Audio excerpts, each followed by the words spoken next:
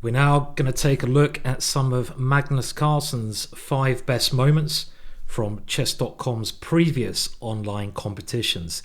In preparation for the big one you're going to be watching, aren't you? Make sure you're watching. Only a couple of weeks, the 2020 Chess.com Speed Chess Championships. Remember to like and subscribe to this channel, and we'll move over to example number 1. For beginner, oh, look at that. Hikaru Nakamura, right as I said it, he trapped his own queen. Robert, you missed it. He trapped his own queen. I mean, that's just, that's going to be absolutely heartbreaking for Hikaru. Absolutely. In this first example, Hikaru has the white pieces and he gets himself in a little bit of a discombobulated muddle puddle disaster zone. Now, Magnus traps his queen in very nice style. Maybe not the most amazing of tactics, but I'm sure a game Magnus would have enjoyed. Hikaru now should have brought his queen back somewhere, well, d3, the only square. Instead, he goes to f4. How does that queen now find itself stranded in really the middle of the board? g5.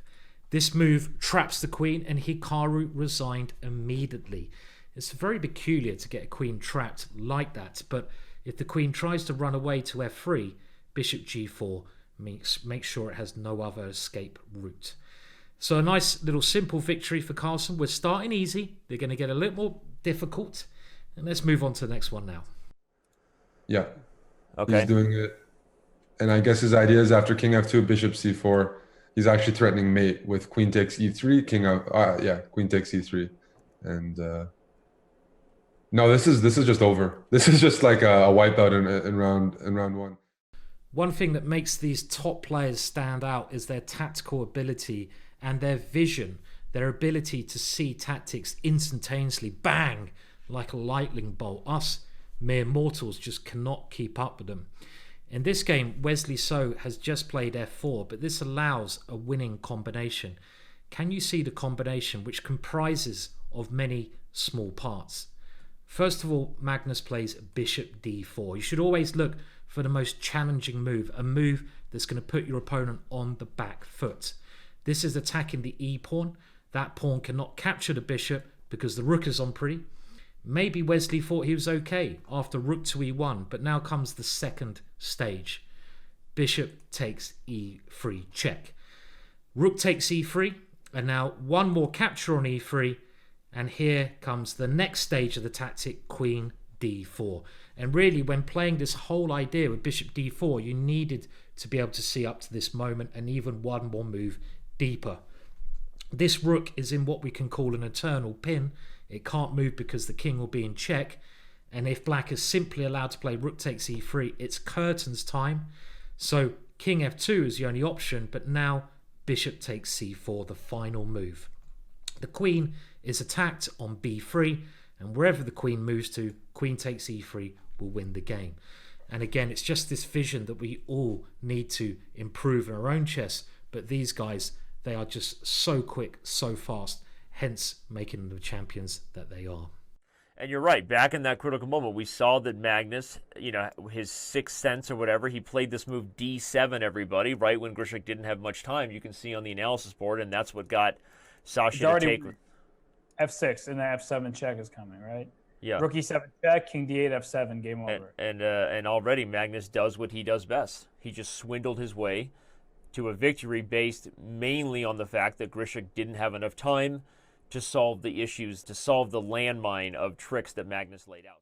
Spotting tactics at any moment in the game, whether it be the opening, middle game and ending, is key.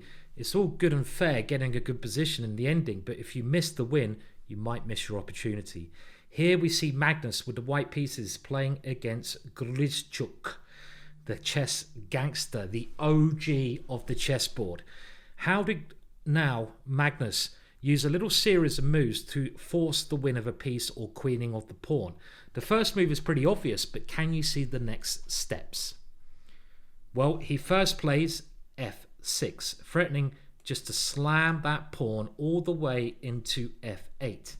There's only one way to stop it, and you've got to consider your opponent's best defensive move, so hopefully you saw bishop to g6, and now the key move, f7 check. This is the move you needed to see. There's only one way to stop that queening, and here white can play rook to e7 check, the final piece of the puzzle. The king cannot hold on to the bishop. Well, if it does, it will be going into the line of white's bishop, and rook to e2 discovered check will win that rook on c2, Magnus being a rook up. And if king to d8 as played in the game, just rook takes f7, Magnus has won a piece. He's pretty good in the ending anyway. You don't really want to give him piece odds as well as that. Not a wise idea. And he went on to clear up in quite quick time here. In this next example, we're going to see Magnus Carlsen's attacking ability in full motion. His opponent is Tigran Petrosian. Petrosian of the new age, not the old age. And in this position, Magnus has the two bishops, but what move forces its way through and the breakthrough into black's actual structure? The move is rook takes g6. A lovely move here. This opens up the black king. If the king takes the rook, bishop f5 is checkmate. And if the queen takes the rook, bishop f5 simply wins the queen. And after rook takes g6, Tigran resigned because there's no good way to stop the rook coming in to g7. A nice, sweet and simple tactic there.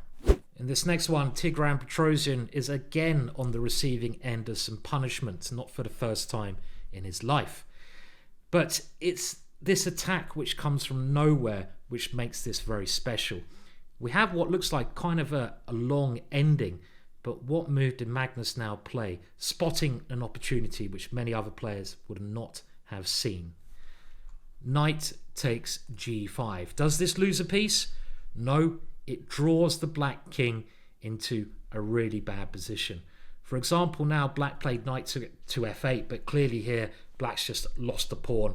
You don't want to do that against Magnus. The point though is if king takes g5, rook takes e6, places the black king into a checkmate position. f4, the very pretty and deadly threat.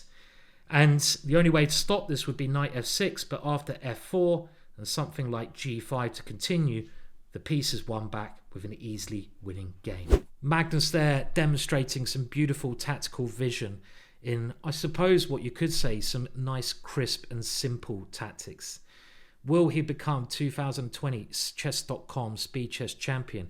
Make sure you keep your eyes open. Make sure you don't miss any of the games there. It's going to be brilliant to see.